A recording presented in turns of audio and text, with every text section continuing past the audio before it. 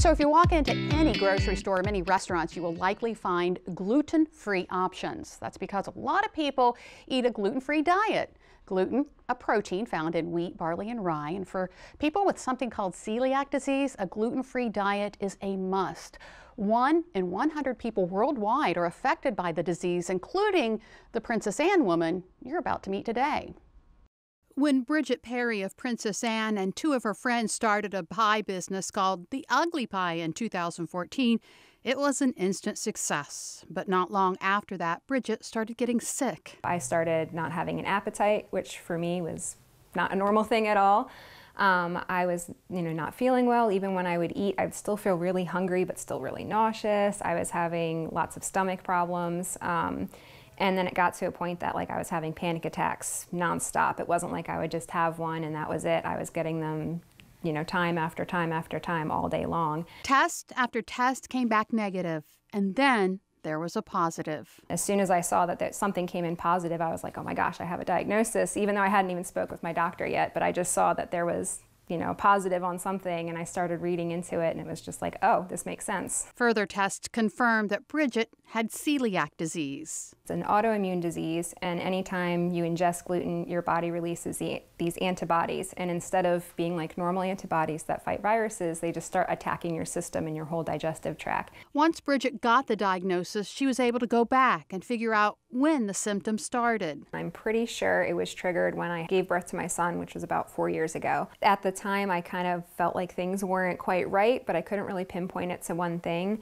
I noticed that my anxiety was getting a lot worse, which is actually a very big symptom of celiac disease. I had always kind of had an upset stomach, but it didn't seem consistent with anything. And then I had a lot of really weird little things that I never would have correlated with it. Like I would start getting really dizzy if I stood up too fast. I started passing out really easily. I developed motion sickness out of nowhere. Bridget thought the solution was simple: take gluten out of her diet. She assumed she would continue to make pies. She just couldn't eat them. Unfortunately, that wasn't the case. I learned pretty quickly that I was sensitive enough that just being around the flour was making me sick, and just getting it on my hands or breathing it in or it settling on my straw in my drink was enough that I was getting a physical reaction every time I was in there. The ugly truth was revealed. Bridget had to pull away from the ugly pie. I'm still struggling with how I feel about the whole thing, because it does feel like life pulled the rug out from underneath of me. I worked really hard with my 2 best friends to build this business, and it was really starting to take off, and I was in a position where I could leave my full-time job and work for myself and, work in an environment that I wanted to be in. And then all of a sudden I found out I can't do that anymore. Bridget also had to change everything inside her home. Cooking itself is easy, but cleaning up after the kids, if they have something with gluten, I definitely have to be way more conscious about where they're eating. I'm a lot more strict about, no, you have to eat that at the table. In the morning, if I make them breakfast and I make them waffles or something like that, I have to completely wipe down my kitchen and wash my hands a bunch before I can even think about feeding myself or anything. It is hard because, kids love snacks and they do get crumbs on their face and things like that, and I have to go send my kids to go wash their face before I can give them a kiss. And choosing safe foods involves more than looking for the words gluten-free on the label. A lot of big brand cereals will say gluten-free right on the box. Some of them will even be a sponsor of the Celiac Disease Foundation, but they're not safe. A lot of times if it's made with oats, the fields that grow those oats are also growing wheat, and then they're mechanically separated, but it's not always consistent. Even the ugly pie, we've always had gluten-free options, but I can't eat anything there because even though we're using gluten-free ingredients, the cross-contamination of the flour with the convection ovens and the shared equipment is just not safe for somebody with celiac. Despite all that Bridget has had to give up as a result of celiac disease, she's managed to get herself to a place where she's at peace with it.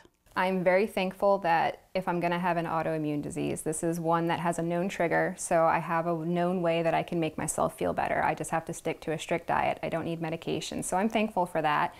And even though I love and miss the ugly pie and being in there every day, for me, baking wasn't what I was passionate about. It was about owning a business and working with my friends. So I still get a little sad sometimes, but honestly, I'm just thankful that I'm healthy and I know what's going on.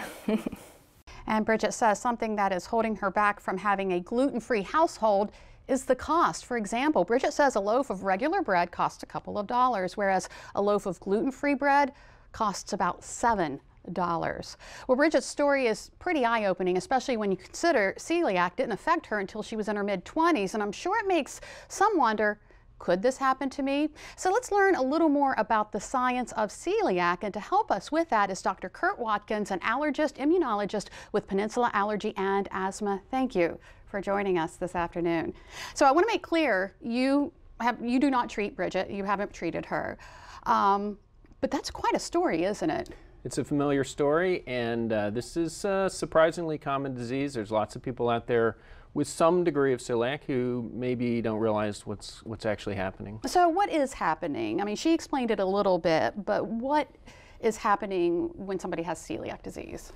Well, it's complicated. I'll try not to be too boring here, but first you need a susceptible gene. So there's genes that people with celiac have. Second, you need an exposure to the cereal grains, the wheat, the rye, the barley. And lastly, you need an immune response against the gluten proteins in those grains, and that immune response is what causes the havoc, causes the disease in the intestine. And she mentioned some issues, and I noticed you were kind of shaking your head. Yeah, those are common issues with celiac?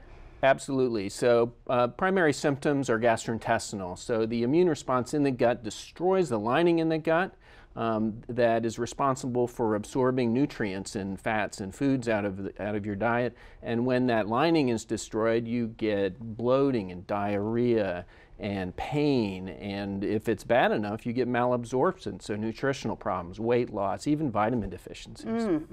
It sounds terrible. Okay, so what would happen if someone with celiac doesn't get it treated? Prolonged damage to the gut is going to cause nutritional problems. So in a child, they'll fail to grow, they won't gain weight, an adult will lose weight, and you get into vitamin deficiencies. You can get rickets, which is vitamin D deficiency. Oh my. Yeah. Yeah, okay, so if someone suspects that they may have celiac or maybe have these symptoms, what should they do? Well, this is going to sound cliche, but you need to see your doctor. It's tempting to say, okay, I'm just going to pull wheat out and see what happens, but the consequences of pulling a major food item out of your diet is substantial and expensive, as was pointed out. So you want to make sure you get a firm diagnosis with this. This is not a do-it-yourself project.